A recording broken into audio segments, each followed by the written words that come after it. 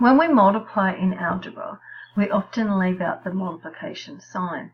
So a times b we can just write as ab. We usually put any numbers at the front, and all the letters we usually write in alphabetical order.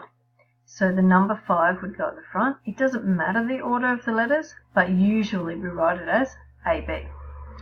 We also don't need to write the number 1 in front of any pronumeral. So if I had the letter B, it actually means 1B, but we just write it as B. To simplify the following, for 4 times A, we just write that without our times sign. 1 times B, we just write it as B. Now A times 5, we put it in the order with a number first and then the pronumeral without the multiplication sign, so 5A. When we're dealing with questions where we have any numbers multiplying, we multiply the numbers together, so minus 3 times 8. Then we multiply the letters together, so that would be the D times E, which we can just write as DE. So minus 3 times 8 is a minus 24. D times E is DE. When we multiply any pronumerals that are the same, we change the power. So E times E becomes E squared. If I had the same question and it was E times E times E, then the little power at the top here would have been 3. For question 6, minus 8 times 2 will give me minus 16, and then I multiply the letters together, putting them in alphabetical order.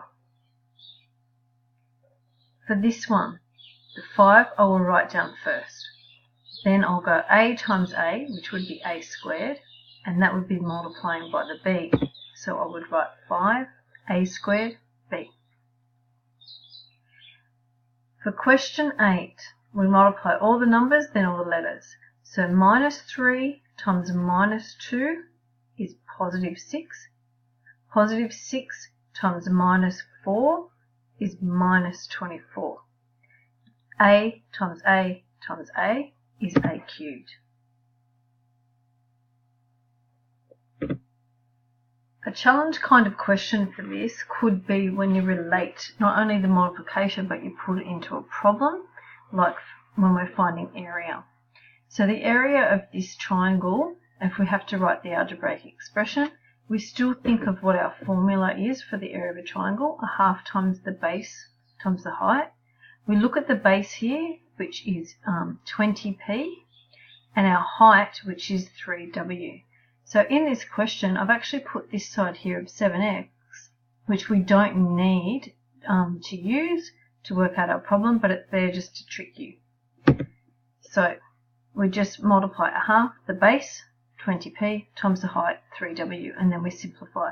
So a half times 20 is 10, times 3 is 30. Then p times w is pw. So 30pw would be the algebraic expression for that triangle.